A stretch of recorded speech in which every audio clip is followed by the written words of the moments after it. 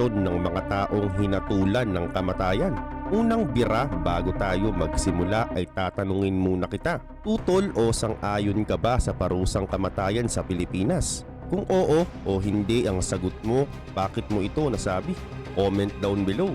At ngayon tumbukin na natin ang pinakapaksa. Dito, matutunghayan nyo ang 5 nakakagulat na reaksyon ng mga taong hinatulan ng kamatayan. This is Arvin Polo TV, kaya naman simulan na natin.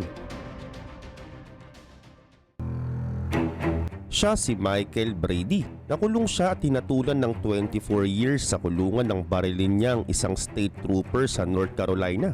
At 4 years ang makalipas habang nasa kulungan na siya, ay sinubukan nilang tumakas sa kulungan kasamang 3 niyang kakosa. At dito nakapatay sila ng 4 na taong nagtatrabaho sa presuhan sa Pascotang Correctional Institution sa North Carolina.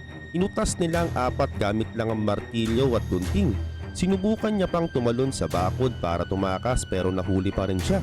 At sa kabila pa nito, nang nililitis na sila sa husgado ay sinabi ng prosecutor na si Grady daw ang talagang pinakautak ng krimen. At makikitang hindi bakas sa mukha niya ang pagsisisi. At matapos nito, hinatulan siyang guilty. At ito na ang mga sumunod na nangyari. Matapos ang lahat, binasa na ng judge ang mga recommendation ng jury. At ang hatol ay kamatayan. Jury unanimously recommending that the defendant be sentenced to death. At nakikita pa rin sa mukha ni Grady na wala kahit anumang bakas ng emosyon sa mukha niya.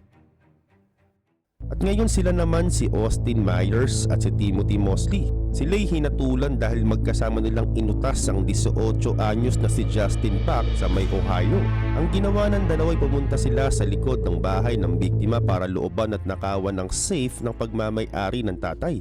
At sa kalagitnaan ng pagnanakaw nila, si Buck ay sinakal nila gamit ang isang kable. At oo, tama ka. Naglaban kasi si Buck kaya siya sinakal.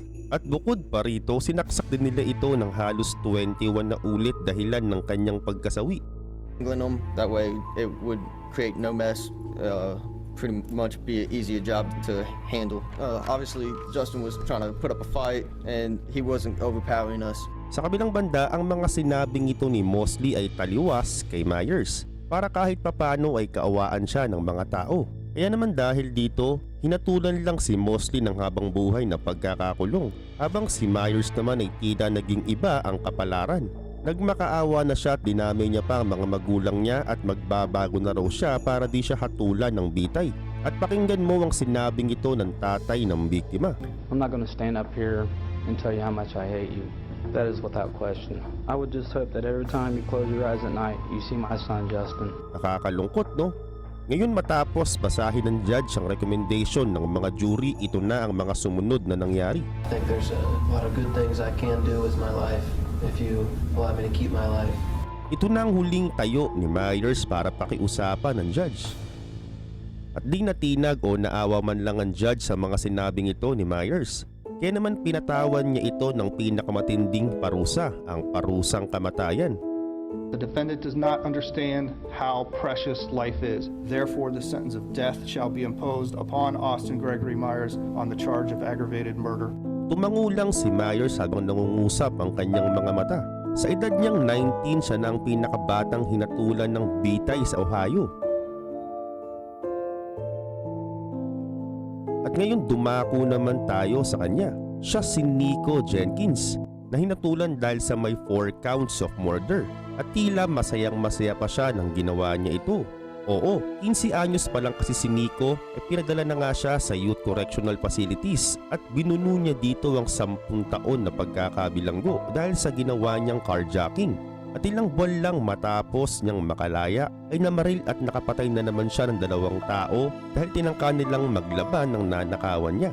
At 8 araw pa lang makakalipas, ang kasunod na naman niyang inutas ay ang dati niyang inmate na nakilala niya lang din sa kulungan. Kinitil niya ito sa kanyang sariling garahe. At matapos nito 2 days na naman nang makalipas, pumatay na naman siya dahil muli sa carjacking. At dahil dito inaresto na siya. Di man siya naaktuhan sa mismong pagkitil, pero nakikita ang DNA niya sa pinangyayarihan ng krimen. At ngayon nang nililitis na siya, tinanggalan siya ng karapatan sa jury trial.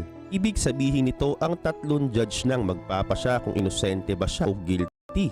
At matapos mapatunayan na guilty si Jenkins sa 4 na pagpatay, ay nakaupo lang siya at tila di makagalaw. At ngayon heto na ang pinakahatol.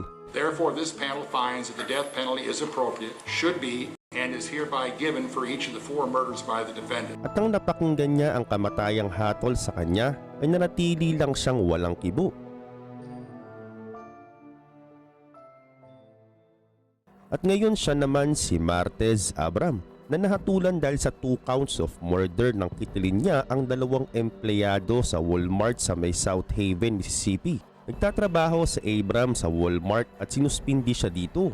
Kaya naman nung oras na sinuspindi siya, agad siyang bumalik sa may store na meron ng daladalang kargada. Pinagbabaril niya ang isang manager na si Anthony Brown at si Brandon Gales. At bukod pa, binaril niya rin ng isang police officers, buti na nga lang nakaligtas dahil sa bulletproof vest. At dahil dito, inaresto siya at ngayon nasa korte na nga siya at inamin lahat ni Abram ang ginawa niya. That's you, isn't it, sir? Yes. Look at it, please, sir. Yes.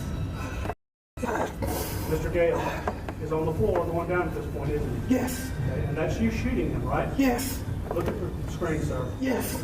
That's you shooting him? Yes. And you admit that you shot him in cold blood? Yes. You shot him again, didn't you?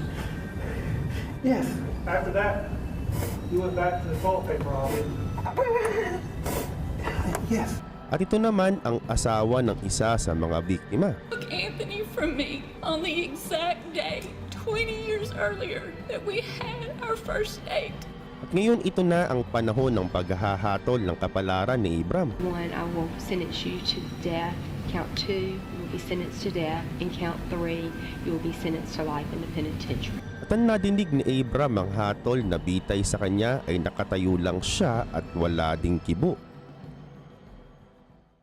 At ang pinakahuli siya naman si Marquette Lloyd na nahatulan din dahil sa pagkitil niya sa isang police officer sa may Orlando, Florida.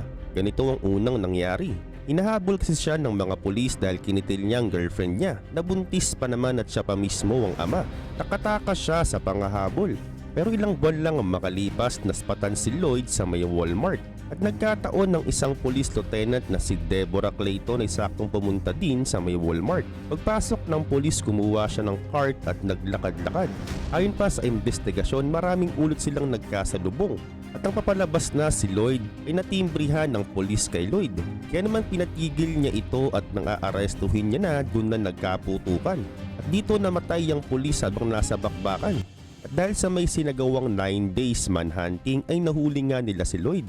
At nung huhulihin na nga siya, sinubukan niya pang tumakas kaya naman nabulag ang isa sa kanyang mga mata dahil sa panlalaban. At during paglilitis ay sinabi ni Lloyd na lahat ng mga pulis ay nais siyang patayin. Pero napatunayan ng jury na guilty si Lloyd. At ito na ang moment of truth, babasahan na siya ng hatol. We, the jury, unanimously find that the defendant Marquette Lloyd should be sentenced to death. At ang hatol sa kanya ay parusang kamatayan. At dito sumabog si Lloyd sa galit pero wala na siyang nagawa kundi tanggapin na lang ang parusa.